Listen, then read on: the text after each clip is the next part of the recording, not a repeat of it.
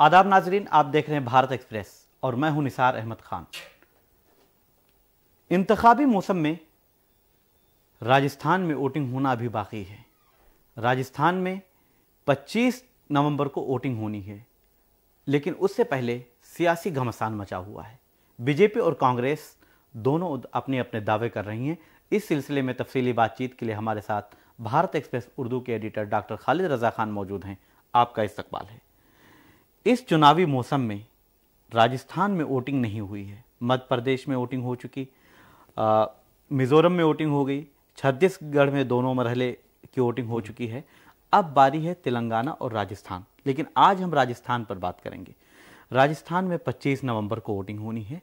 BJP की तरफ से वजीर आजम नरेंद्र मोदी ने कमाल संभाल रखी है और कांग्रेस की तरफ से मल्लिकार्जुन खड़गे, राहुल गांधी और प्रियंका गांधी, अशोक गहलोत भी हैं और सचिन पायलट भी। लेकिन जो दोनों पार्टियों में हाईकमान की तरफ से कोशिश चल रही है, उसको आप कैसे देख रहे हैं? देखिए, इस मरतबा का जो राजस्थान का इलेक्शन है बहुत ही दिलचस्प है। वो इस मायने में कि एक तो वहां पर राजस्थान में हमेशा होता ये रहा है, जहां तक हमारी याददाश्त हम लोग याद कर पाते हैं, कि जब हर बार राजस्थान में ये कहा जाता है कि वहां की जनता टॉस कर देती है और 5 साल के बाद टॉस कर देती है और हर बार हेड और टेल का मामला चलता है, एक बार कांग्रेस एक बार बीजेपी।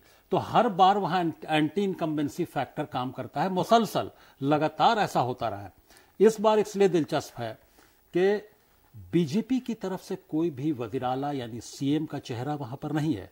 बीजेपी में जो तमाम खबरें हम लोगों को मालूम हैं, इतनी ज्यादा इंटरनल इन फाइटिंग है, अंदरूनी इख्तलाफात इंतशार इतना ज़्यादा है रियासत में, यानी राजस्थान के जो बीजेपी है उसमें, कि कई चेहरे हैं, कई लोग आपस में, कई जो लीडर्स हैं वो उलझे हुए हैं।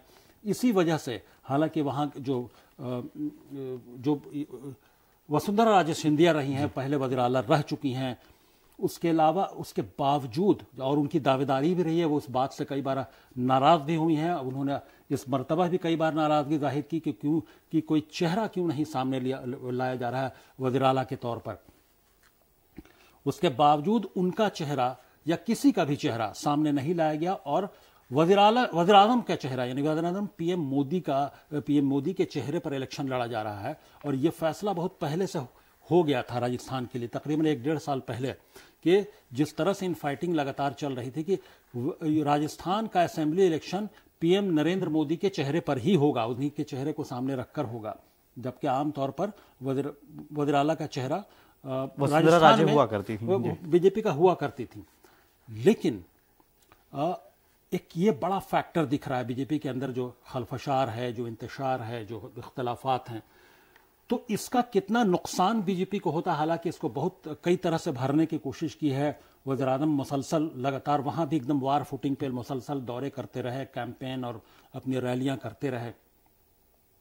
अब वो जो डैमेज कंट्रोल है वो कितना हो पाता है बीजेपी के अंदर का, ये उसी पर मुनहसर है। हालांकि जो खबरें आ रही हैं, अभी तक जो कांटे की टक्कर दिख रही है, दोनों का मुकाबला, ऐसा नहीं कि कांग्रेस को बहुत ज्यादा एज है, इख्तलाफ कांग्रेस में भी है।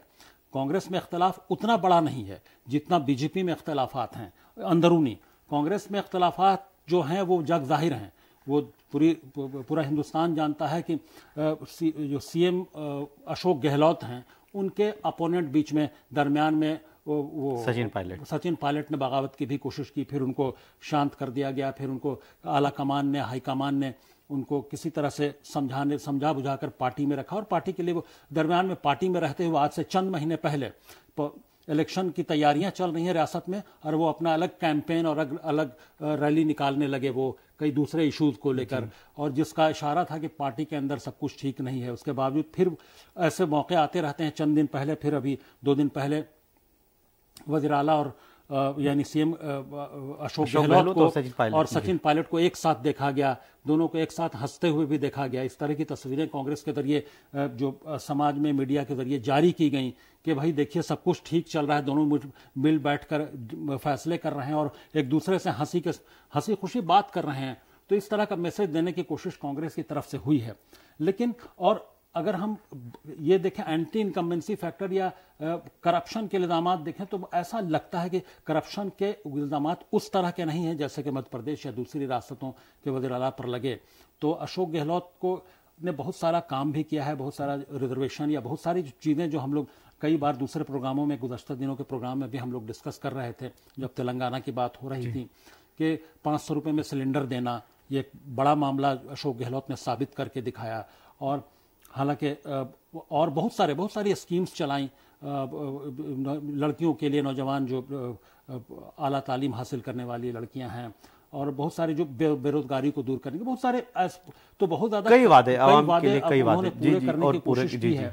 तो कुल मिलाकर एंटी इनकम्बेंसी फैक्टर उतना स्ट्रांग इस बार नहीं दिख रहा है। इसलिए इस बार कई एनालिस्ट हैं, कई ऑब्जर्वर्स हैं पॉलिटिकल, जिनकी राय ऐसी है, और कांग्रेस को भी बहुत ज्यादा उम्मीद है। इसलिए कांग्रेस का पूरी जो लीडरशिप है आला कमान की, वो पूरी की पूरी राजस्थान में उतरी हुई है। और साथ में अशोक गहलोत, सचिन पायलट और तमाम जो कद्दावर लीडर्स हैं वो कैंपेन में उतरे हुए हैं। उसकी वजह यह है कि कांग्रेस को इस मर्तबा ये उम्मीद है कि ये जो एंटी इनकम्बेंसी फैक्टर, जो टॉस फैक्टर होता है अवाम के जरिए राजस्थान की, कि टॉस करके वो एक बार इसको जिता देते हैं, तो ये हालांकि ये कहने की बात है, तो वो उनको उम्मीद है कि इस बार उसको हम तोड़ पाएंगे, इस भ्रम को तोड़ पाएंगे, या ये जो टोटका है एक एक बार का, इसको हम खत्म कर पाएंगे इस बार। और कांग्रेस को उम्मीद है कि इसको हम दोबारा जीतकर इस बार हुकूमत बना लेंगे। तो अब उसके लिए भी हम लोग देखते हैं कि 25 नवंबर को जब पोलिंग होगी, तो अभी 25 नवंबर में चंद दिन बाकी हैं, तो वो कितना वोटिंग में कन्वर्ट हो पाता है, कितने लोग, कितना परसेंटेज पोलिंग होती है, क्या परसेंटेज पोलिंग परसेंटेज क्या होता है। उसके अलावा पोलिंग में अवाम किस तरह से, क्या कौन कौन से इश्यूज को लेकर आगे लोग आते हैं, क्योंकि अभी चंद दिनों में एक एक रात में जो है कई रियासतों में हालात बदल जाते हैं और रुख हवा का सियासी बदल जाता है और अवाम उसी के मुताबिक फैसले करती है। तो उस हिसाब से अगर हम देखें तो अभी हम लोगों को पोलिंग के दिन का इंतजार करना चाहिए, तब तक हालात क्या होते हैं। लेकिन आपने वसुंधरा राजे का जिक्र किया, पार्टी में एक तरह से सीएम फेस नहीं है, बैकफुट पे चली गई हैं, उनका कोई नाम नहीं है, वज़ीर आज़म मोदी के नाम पर इलेक्शन लड़ा जा रहा है, लेकिन उनके कई ख़ास लोग जो थे वो पार्टी छोड़कर चले गए। ख़ास तौर पर अगर हम माइनॉरिटी की बात करें तो यूनुस खान, अमीन पठान, ये जो माइनॉरिटी का चेहरा हुआ करते थे, ये सब पार्टी छोड़ के चले गए हैं। इसका कितना नुकसान होगा, क्योंकि अक़लियत वोट या माइनॉरिटी वोट भी काफ़ी अहमियत रखती है। देखिए, बीजेपी में रहते हुए भी, चूंकि वसुंधरा राजे जब वज़ीर आला थी, तो ये मेरा ज़ाती ऑब्जर्वेशन रहा है, वसुंधरा राजे जब वज़ीर आला थी राजस्थान की, तो Yunus Khan second in command होते थे। एक तरह से इनको माना जाता था कि सीएम, डिप्टी सीएम वही हैं जी, और वो इतने पावरफुल थे। लेकिन जब गुज़श्ता इलेक्शन होने लगा तो उनको बीजेपी में कई तरह की ऐसी खबरें आई कि उनको तभी से बीजेपी, जब से वो वज़ीर आला से क्लोज हुए, या और उनके ग्रुप में या उनके खेमे में जब से उनकी नज़दीकियाँ बढ़ी, तो उसके बाद से बीजेपी की जो सेंट्रल लीडरशिप है उनको धीरे धीरे किनारे करने लगी। यहाँ तक नौबत आई कि गुज़श्ता इलेक्शन वो हार गए टोंक से। जी। और उसके बाद फिर अमीन पठान भी बीजेपी का एक बड़ा चेहरा रहे हैं। तो कुल मिलाकर वसुंधरा राजे की वजह से ये जो दो माइनॉरिटी चेहरे हैं, जो रियासत राजस्थान के बड़े चेहरे रहे हैं, तो उनका छोड़ना बीजेपी के लिए ये एक खुशाइंद बात नहीं है कि वो माइनॉरिटीज़ के पास कौन सा मैसेज लेके जाएंगे, जो बार बार सबका साथ, सबका विकास, सबका विश्वास की बात जो होती है, जो वज़ीर आज़म नरेंद्र मोदी करते हैं, तो वो कितना सच साबित हो पाता है, उसको वो किस तरह से ले जाते हैं लोगों के पास इस कैंपेन को। जब लोग सवाल खड़ेंगे तो उसका क्या जवाब होगा, ये तो बीजेपी बेहतर जवाब दे सकती है। तो इन तमाम हालात को अगर हम देखें तो चंद दिन अभी बाकी हैं। इन चंद दिनों में सियासी हालात तो किस करवट मतलब उनको कौन से करवट बदलते हैं हालात, इसका हमको इंतज़ार हम लोगों को करना चाहिए और पोलिंग का इंतज़ार करना चाहिए। इससे पहले आपने वसुंधरा राजे का जिक्र किया और फिर अशोक गहलोत के जो है 5 साल की हुकूमत रही उसका जिक्र किया। अगर ये देखा जाए वसुंधरा राजे और जिस तरह से अटैक करती थी अशोक गहलोत पर या कांग्रेस के खिलाफ, इस इलेक्शन में वो उस रंग में नहीं नजर आ रही हैं जो हर बार नजर आती थी। हालांकि वो अपना काम कर रही हैं, पार्टी का प्रचार कर रही हैं, लेकिन जो एक माहौल देखने को मिलता था कि वसुंधरा राजे सीएम फेस हैं और वो सीएम बनेंगी, तो इसका भी कुछ नुकसान पार्टी को हो सकता है। वसुंधरा राजे के बारे में यह कहा जाता है कि जब वो वज़ीर आला थी तो ठीक है, उसके बाद से जब से अशोक गहलोत वज़ीर आला बने हैं राजस्थान के, उसके बाद से ऐसा नहीं कि वो उनकी सियासी इतनी ज़्यादा अपोनेंट रहीं कि दोनों में दुश्मनी या तलवारें खींच गई, ऐसा कभी नहीं हुआ। अशोक गहलोत से और वसुंधरा राजे सिंधिया के दरमियान जो ताल्लुकात या जो रिश्ते हैं वो अच्छे रहे हैं। और अशोक गहलोत बहुत ही शार्प पॉलिटिशियन हैं और कई मौक़ों पर हम लोगों ने देखा है कि वो जब कई स्कीम्स का ऐलान कर इन 5 साल के दरमियान जब वो कर रहे थे, तो उन स्कीम्स के ऐलान के दरमियान कि वो जितनी भी रकम मुख्तस करने की बात करते थे या रकम उस स्कीम में बढ़ाने की बात करते थे, तो अक्सर मौक़ों पर वो ये कह दिया करते थे कि जो पिछली सरकार, वसुंधरा सरकार की जो स्कीम थी उसको आगे बढ़ाते हुए हम यूं और ये ऐसे कर रहे हैं। तो वसुंधरा राजे के लिए ये बहुत बड़ा समझा जा सकता है कि नर्म रवैया रहता है, नर्म रवैया। इससे समझा जा सकता है कि अशोक गहलोत किस तरह से क्या वेटेज रही है वसुंधरा राजे सिंधिया की, और उन दोनों के आपसी जो ताल्लुकात हैं वो कितने अच्छे और रहे होंगे, या कि एक दूसरे को एक तरह से उन्होंने इस बात को आवाम में भी रियलाइज करवा रहे थे कि वसुंधरा राजे का जो काम था उसको वो आगे बढ़ा रहे हैं और उसका वॉल्यूम बढ़ा रहे हैं, उसका मैग्नीट्यूड बढ़ा रहे हैं।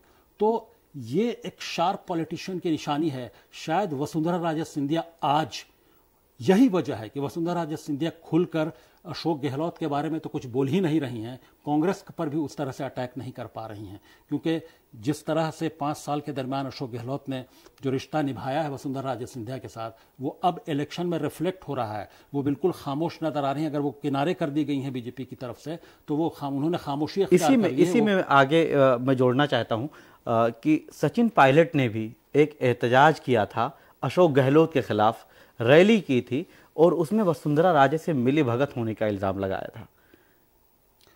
नहीं, ऐसी बातें दरमियान में आई थी, लेकिन बाद में जब ताल्लुकात, चूंकि उसके बाद भी उस तरह के जो इल्जामात लगे, उसके बाद भी अशोक गहलोत और वसुंधरा राजे सिंधिया की मुलाकात हुई है। उसके बाद भी उन लोगों के दरमियान जो एक कहा जाता है कि एक अच्छे खुशगवार तरीके से उनकी मीटिंग्स हुई हैं। तो वो कई बातें ऐसी होती हैं कि ऐसा अंदाज़ा लगाया गया या ऐसा कई लोगों को कयास आराइयाँ होंगी कि सचिन पायलट को शायद मदद मिल रही है वसुंधरा राजे सिंधिया की तरफ से, लेकिन हकीकतन हम लोगों को ऐसा लगता है कि कोशिश हो सकता है कि एक सियासतदान के तौर पर उन्होंने की हो, लेकिन आखिरकार अशोक गहलोत जिस तरह के मंझे हुए सियासतदान हैं, वो हालात को समझते हैं। नब्ज़ जो आवाम की नब्ज़ है उस पर उनकी पूरी ज़बरदस्त पकड़ है, ये हम लोगों ने कई बार देखा है। तो उस हिसाब से वो उन्होंने उसको मैनेज किया और वो इसमें माहिर भी हैं। इस सिलसिले में आखिरी सवाल कांग्रेस की तरफ चलते हैं। अभी वज़ीर आला अशोक गहलोत हैं, या कहा जाए कि अगर कांग्रेस जीतती है तो उस सूरत में अशोक गहलोत या सचिन पायलट, क्योंकि प्रियंका गांधी ने हाल ही में एक बयान के जरिए कि इलेक्शन जीतने के बाद कांग्रेस हाईकमान और विधायक मिलकर वज़ीर आला का या सीएम का फैसला करेंगे। ये फैसला इलेक्शन के बाद ही होगा, क्योंकि बिल्कुल जाहिर है जिस तरह से टिकट का बंटवारा हुआ है, जो हम लोग जानते हैं, या हम लोगों के पास पूरी पुख्ता जानकारी है इस बात की कि टिकट के बंटवारे में भी जो अशोक गहलोत का खेमा है और जो सचिन पायलट का खेमा है, उन खेमों के हिसाब से अपनी इलाके जो अलग अलग जो असेंबली के हलके हैं, उन असेंबली के हलकों के में कौन कितना मजबूत रहा है, कौन सा खेमा का किस खेमे का क्या असर रहा है, कहाँ कितना मजबूत रहा है, उस बुनियाद पर टिकट बांटे गए हैं, उस बुनियाद पर कैंडिडेट का सिलेक्शन हुआ है। तो अब इलेक्शन के बाद कि किस खेमे के पास कितना एमएलए है, और तो ये तय करेगा कि ये बात सिर्फ मजमूई तौर पर एमएलए की नहीं है कि कांग्रेस के इतने एमएलए जीत गए, उन्होंने ये कहा, ये किस खेमे का कितना एमएलए जीता है, ये उस पर डिपेंड करेगा कि सीएम कौन होने वाला है, और आला कमान भी उसी बुनियाद पर फैसला करेंगे, वरना फिर बगावत हो सकती है, वरना फिर वही हाल होगा, या तो कोई दूसरा बगावत करेगा या फिर मध्य प्रदेश जैसे हालात भी हो सकते हैं, क्योंकि तब बीजेपी भी लगातार पैनी नज़र रख रही होगी। ज़रा सा चूके नहीं अगर के फिर जाहिर सी बात है, सियासत में अगर एक चूक हुई तो फिर उसका फ़ायदा अपोनेंट को मिलता है, अपोजिशन पार्टी को मिलता है। तो इसलिए कांग्रेस फूंक फूंक कर कदम रखेगी, और जो किस खेमे से कितने एमएलए जीत कर आते हैं कांग्रेस के अंदर, उसी बुनियाद पर सीएम तय होगा। आपका बेहद शुक्रिया। और राजस्थान में इलेक्शन 25 नवंबर को होंगे, लेकिन मुकाबला बहुत दिलचस्प होने वाला है। कांग्रेस और बीजेपी दोनों अपने अपने दावे कर रही हैं और दोनों काफ़ी मजबूत नज़र आ रही हैं और मजबूती से मुकाबला कर रही हैं। आप हमारे भारत एक्सप्रेस को देखते रहें, और अगर भारत एक्सप्रेस उर्दू के यूट्यूब चैनल को आपने अब तक सब्सक्राइब नहीं किया है तो सब्सक्राइब करें। हमारे फेसबुक पर अगर आप ये वीडियो देख रहे हैं तो फेसबुक को भी हमारे फॉलो करें, और हमें अपने कमेंट के ज़रिए बताते रहें कि हमारी ये वीडियो आपको कैसी लगी। शुक्रिया।